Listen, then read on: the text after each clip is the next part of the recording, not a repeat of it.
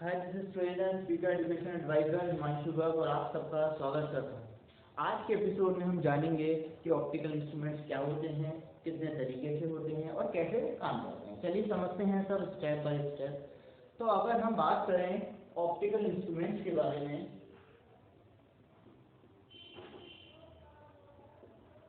Optical instruments के बारे में तो ऑप्टिकल इंस्ट्रूमेंट्स क्या होते हैं, जैसे समझते हैं कुछ चीज़ों को। जैसे सपोज करो कोई हमारा दोस्त है जो बहुत दूर किसी छत पे खड़ा हुआ है और मुझे उसको अगर देखना है तो हम क्या क्या तरीके अपनाते हैं। पहला तरीका मैं क्या करूँगा, अपने मोबाइल का कैमरा खोलूँगा, कैमरे से उसे देखूँगा, उसे जूम करके देखूँगा तो मुझे वो दिखाई दे जाएगा। या फिर दूसरा तरीका क्या है, अगर मेरे पास बाइनोकुलर्स हैं तो मैं बाइनोकुलर्स लगा के देखूँगा और उसको देख पाऊँगा। तो ये जो दोनों मैंने डिवाइस यूज़ करे हैं, ये दोनों डिवाइस बच्चों क्या कहलाते हैं, ऑप्टिकल इंस्ट्रूमेंट्स कहलाते हैं। और जैसे सपोज करो कोई मेरे पास पेपर है, पेपर पे एक लेटर है, बहुत छोटे छोटे लेटर लिखे हुए हैं, मुझे दिखाई नहीं देते, तो मैं क्या करता हूँ, मैं मैग्नीफाइंग लेंस लगाऊंगा। तो वो जो मैग्नीफाइंग लेंस है वो सब भी क्या कहलाता है, हमारे पास ऑप्टिकल इंस्ट्रूमेंट कहलाता है। तो अगर मैं ऑप्टिकल इंस्ट्रूमेंट्स को डिवाइड करना चाहूँ तो ऑप्टिकल इंस्ट्रूमेंट्स मेरे पास दो तरीके के ऑप्टिकल इंस्ट्रूमेंट्स होते हैं। पहला ऑप्टिकल इंस्ट्रूमेंट होता है हमारे पास माइक्रोस्कोप, दूसरा होता है हमारे पास टेलीस्कोप। अगर हम फर्दर डिवाइड करें तो माइक्रोस्कोप भी हमारे पास दो तरीके के होते हैं, टेलीस्कोप भी हमारे पास दो तरीके के। माइक्रोस्कोप कौन कौन से होते हैं, एक सिंपल माइक्रोस्कोप और दूसरा होता है हमारे पास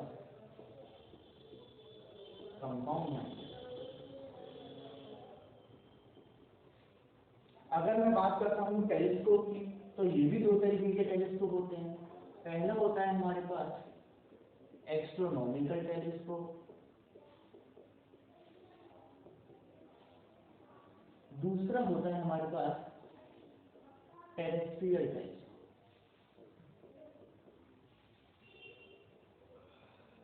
अगर हम इस एस्ट्रोनॉमिकल टेलीस्कोप को फर्दर डिवाइड करें तो ये भी हमारे पास दो तरीके की होते हैं।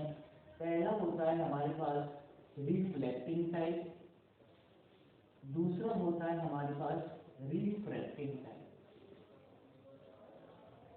टेरेस्ट्रियल की बात करें तो ये भी अगेन दो तरीके के, कौन कौन से, पहला होता है हमारे पास गैलीलियन टेलीस्कोप, दूसरा होता है हमारे पास बाइनोकुलर। क्या क्या बोला बच्चों मैंने, ऑप्टिकल इंस्ट्रूमेंट्स हैं दो तरीके के डिवाइड हो गए, माइक्रोस्कोप और टेलीस्कोप। माइक्रोस्कोप में भी दो तरीके के होते हैं, पहला होता है सिंपल माइक्रोस्कोप और दूसरा कौन सा होता है, कंपाउंड। टेलीस्कोप दो तरीके के, astronomical telescope, terrestrial telescope. Astronomical में दो तरीके के, रिफ्लेक्टिंग, रिफ्रैक्टिंग। गैलीलियन में, टेरेस्ट्रियल में दो तरीके का, गैलीलियन और बाइनोकुलर। चलिए देखते हैं कौन कौन से कोर्स में है, कौन से नहीं है।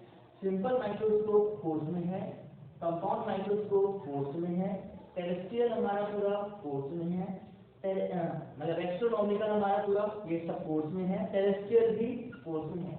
लेकिन इसमें जो बाइनोकुलर्स है ये हमारे कोर्स में नहीं है, लेकिन इससे रिलेटेड भी क्वेश्चन आ सकते हैं, इसलिए हमें इसका प्रिंसिपल पता होना चाहिए। देखिए लगातार 2-3 सालों से देखा जा रहा है कि माइक्रोस्कोप से ज्यादा जेई और नीट सबसे ज्यादा किसको पूछता है, टेलीस्कोप को पूछता है। क्यों टेलीस्कोप को पूछ रहा है, क्योंकि टेलीस्कोप में हमारा रे के तो सारे के सारे कंसेप्ट लगेंगे ही, साथ ही में हमारा ये टेलीस्कोप वाला जो पार्ट है ये हमारे रे ऑप्टिक्स में भी पार्ट आता है, तो इसलिए यहाँ पे टेलीस्कोप बहुत ज्यादा इंपॉर्टेंट हो जाता है। चलिए एक एक करके समझते हैं। सबसे पहले हम बात करते हैं माइक्रोस्कोप की। स्क्रीन को पॉज करो और सब कुछ नोट करो।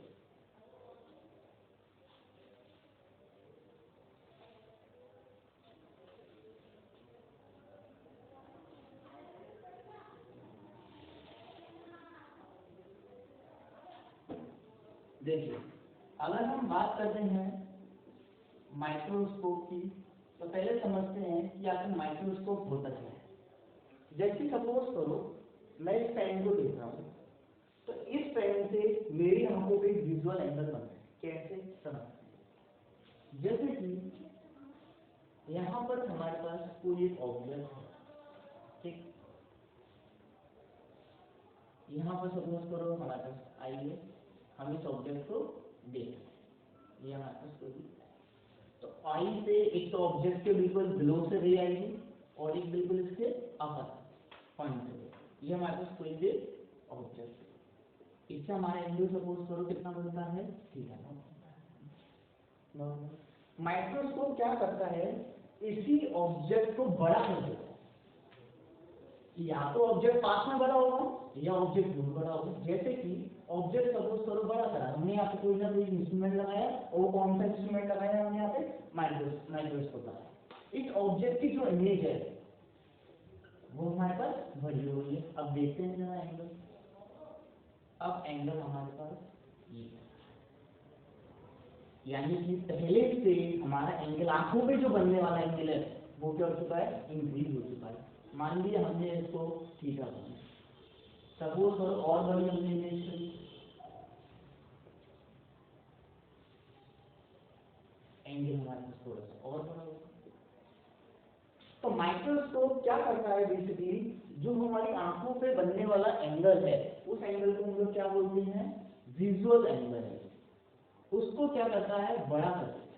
विजुअल एंगल बड़ा करने का मतलब क्या है, ऑब्जेक्ट की जो इमेज है वो क्या जाती है, बड़ी हो जाती है, और हमें कोई भी छोटे से छोटा ऑब्जेक्ट है वो हमें कैसा दिखना चालू रहता है, बहुत बड़ा और बिल्कुल क्लैरिटी से दिखना स्टार्ट होता है। यही काम किसका होता है हमारे पास, माइक्रोस्कोप का काम। तो सबसे पहले मैंने जैसा कि बताया, माइक्रोस्कोप हमारे पास दो तरीके के होते हैं। पहला होता है सिंपल माइक्रोस्कोप और दूसरा कौन सा बताया मैंने, कंपाउंड माइक्रोस्कोप। चलिए सिंपल माइक्रोस्कोप क्या होता है, नोट कर लेना सब कुछ चीजें एकदम।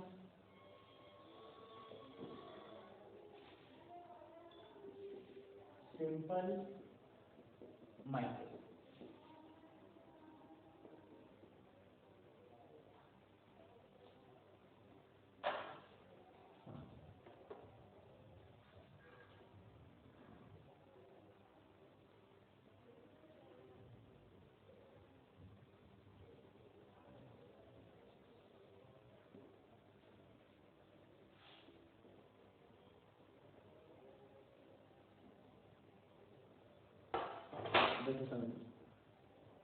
ये हमारे पास सिंपल माइक्रोस्कोप में एक कन्वर्जेंट लेंस लगा होता है, तो हम लोग बोल रहे हैं कन्वर्जेंट लेंस लगा होता है। यहाँ हमारे पास फोकस हो गया,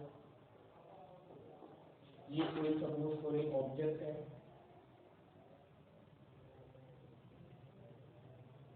जिसकी हाइट हमने मान ली h0, ऑब्जेक्ट की सेंटर से दूरी कितनी मानते हैं हम, u।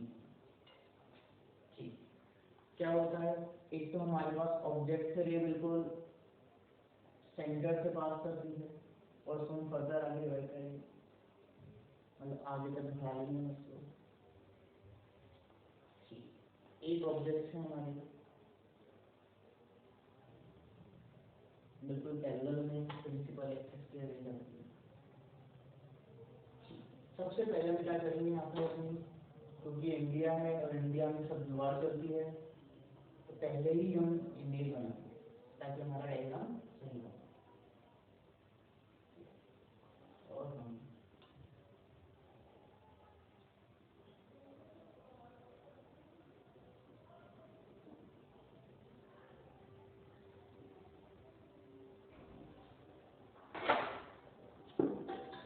ये हमारा ऑब्जेक्ट है, ये इसकी इमेज है, हमने इसको नाम दिया। इमेज की दूरी कितनी होती है हमारे पास, v। ये एंगल है, हमने मान लिया उसको। यहाँ हमारे पास आई है, जैसे हम देखते हैं, तो देखो केवल एक लेंस लगाने से क्या हुआ, जो ऑब्जेक्ट छोटा था अब वही ऑब्जेक्ट हमें क्या दिखाई देने लग गया, बड़ा दिखाई देगा। यही काम किसका होता है, सिंपल माइक्रोस्कोप। जितने भी हम ऑप्टिकल इंस्ट्रूमेंट्स के बारे में पढ़ने जा रहे हैं, इन सब में जो मेन बात है वो केवल एक ही चीज है, मैग्नीफाइंग पावर।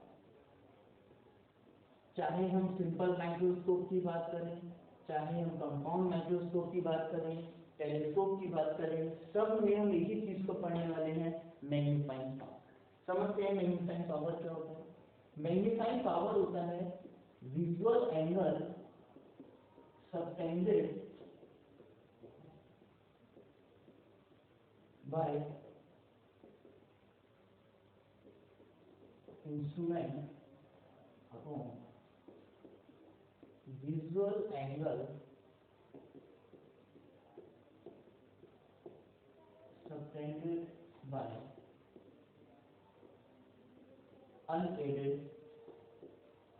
मतलब क्या है, जब मैं अपने ऑब्जेक्ट को सिंपल अपनी आंखों से देख रहा था तब कितना वो विजुअल एंगल मेरी आंखों में बना रहा था, और जब मैंने लेंस लगा दिया जब देखा आंखों से तो अब आंखों पे कितना एंगल बन रहा है, उन दोनों का रेशियो भी हमारे पास क्या कहलाता है, मैग्नीफाइंग पावर। एक एक करके समझते हैं। सबसे पहले अगर मैं मानता हूँ इंस्ट्रूमेंट के अंदर थीटा बन रहा है और अनएडेड आई नॉर्मल आंखों से जब देख रहा हूँ तो कितना बन रहा है, थीटा नॉट। मैग्नीफाइंग पावर को जो लिख देते हैं एमपी, तो फॉर्मूला हमारे पास आता है एमपी बराबर थीटा अपॉन थीटा। ठीक, निकालते हैं कर देखते हैं।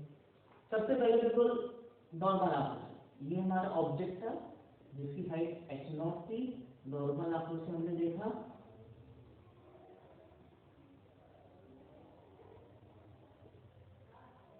ये एंगल हमने कितना बोल दिया इसका, ठीक। और नॉर्मल आंखों से जो देखेंगे वो कितनी डिस्टेंस पर होता है, d पर, और d को बोला जाता है लीस्ट डिस्टेंस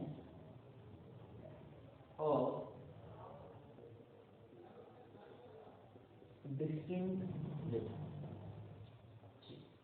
यहाँ से निकालते हैं tan theta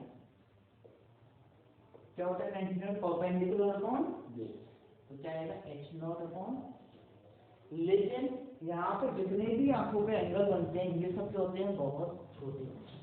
theta naught is very small, छोटे क्यों होते हैं, ऑब्जेक्ट ऑलरेडी इतने बड़े हैं, हमारी आंखों का जो कर्वेचर है वो ऑलरेडी बहुत छोटा सा है, तो उसमें बनने वाला एंगल भी क्या होगा, बहुत छोटा सा एंगल।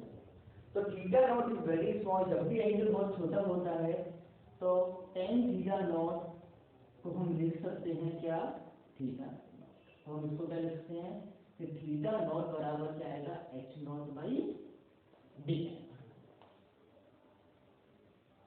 ठीक है, ये तो हो गया नॉर्मल आंखों से। बात करते हैं अपने इंस्ट्रूमेंट्स में, थीटा के बारे में बात करते हैं। tan थीटा क्या होगा, परपेंडिकुलर अपॉन यानी कि hi बाई b। क्या हम tan थीटा को ho अपॉन u भी लिख सकते हैं, बिल्कुल लिख सकते हैं, ho बाई, और क्योंकि थीटा क्या है हमारे पास, वेरी स्मॉल है, तो tan theta is nearly equal to theta, तो थीटा बराबर hi बाई d, या फिर बोल सकता हूँ मैं ho बाई, ये हमारे पास। ठीक है, क्या क्या करा ध्यान से समझो, हमने एक ऑब्जेक्ट रखा, ऑब्जेक्ट के ऑप्टिकल सेंटर से दूरी कितनी है, u, इमेज बनाई, इमेज बड़ी बनी, हाइट है hi, दूरी है। सबसे पहले मैंने क्या करा, सबसे पहले मैंने देखा नॉर्मल आई से कितना एंगल बना, और मैंने उसको क्या मान लिया, थीटा नॉट। ऑब्जेक्ट की हाइट कितनी है यहाँ पर, h0, डिस्टेंस कितनी है हमारे पास, d, tan थीटा नॉट निकाला, h0 बाई d, तो थीटा नॉट बराबर h0। सेम हमने यहाँ पे करा कि थीटा बराबर कितना होगा, h0 बाई u या फिर hi by d। Magnifying power को समझना है, मैग्नीफाइंग पावर क्या बोलता है, थीटा अपॉन थीटा। थीटा कितना है, अगर मैं ये वाली वैल्यू रखता हूँ तो ho बाई u, और ये रखता हूँ तो क्या है हमारे पास, ho बाई d, तो वैल्यू कितनी आएगी, d बाई, यानी कि अगर मैं बात करूँ मैग्नीफाइंग पावर की तो फॉर्मूला कितना आता है हमारे पास, d बाई u।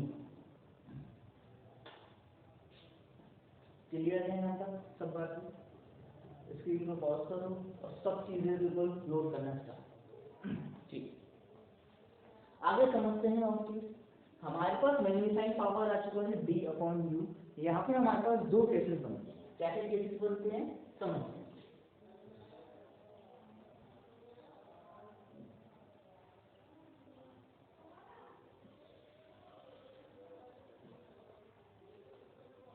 यहाँ पे हमारे पास टू पॉसिबिलिटीज बन रही है।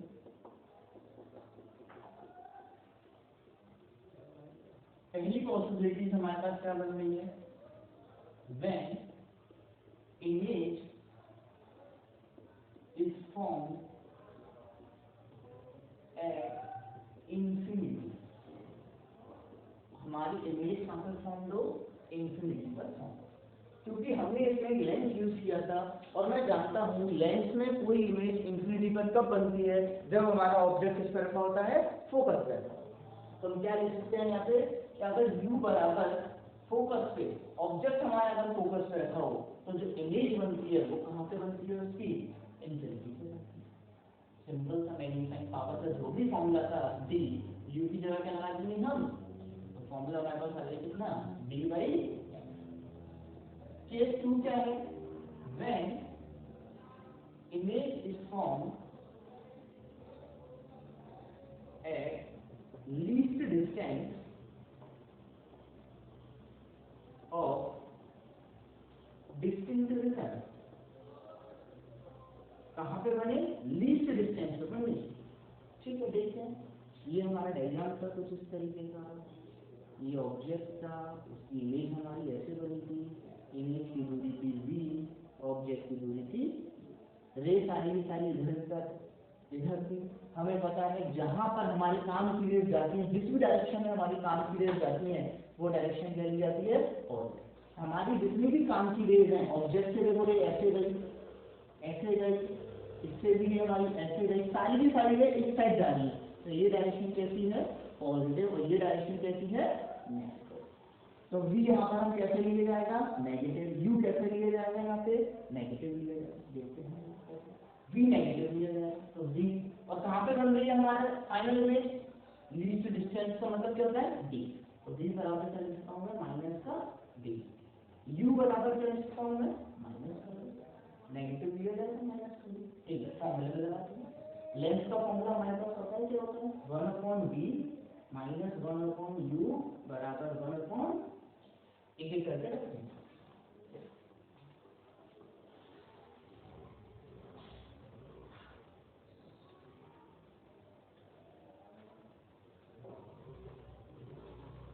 फॉर्मूला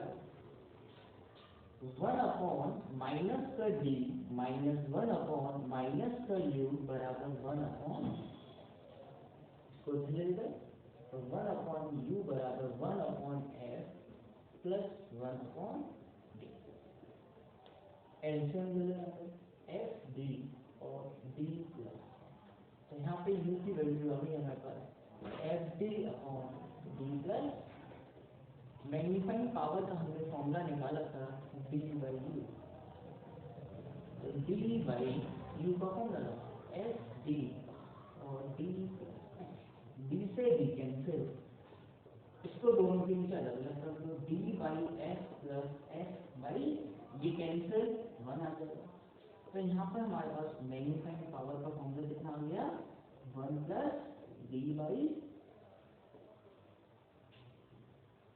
क्या क्या चीजें याद करनी है, जब भी कभी भी बात, अब देखो सिंपल माइक्रोस्कोप को सिंपल की तरह से नहीं समझना है बिल्कुल कि भैया ये ऐसा इंस्ट्रूमेंट आएगा, नहीं ऐसा कुछ नहीं आएगा, आपको बस एक चीज समझना है, जब भी कोई कन्वर्जेंट लेंस लगा हो और उससे पहले कोई हमारा ऑब्जेक्ट लगा हो और उसकी इमेज अगर पीछे बन रही हो, तो हमारे पास उसमें दो केसेस बनते हैं, क्या, या तो इमेज कहाँ पे बनेगी, हमारी इंफिनिटी पे बनेगी, या फिर हमारी इमेज कहाँ पे बनेगी, least distance of distinct region. अगर इंफिनिटी पे बनती है तो फॉर्मूला क्या आएगा, डी बाई एस, और अगर हमारा लीस्ट डिस्टेंस पे बन रहा है तो क्या फॉर्मूला आएगा, 1 प्लस डी बाई एस। हमें ये दोनों फॉर्मूले याद करने हैं, क्योंकि ये दोनों फॉर्मूले हमारे यूज होंगे आगे चलने वाले किसमें, कंपाउंड माइक्रो। तो अब हम क्या समझेंगे, अब हम जो हमारा माइक्रोस्कोप था उसका दूसरा पार्ट समझेंगे, कंपाउंड माइक्रोस्कोप, लेकिन हम इसमें समझेंगे अगले एपिसोड। तो आज के एपिसोड में बस इतना ही, घर पे रहिए बिल्कुल सेफ।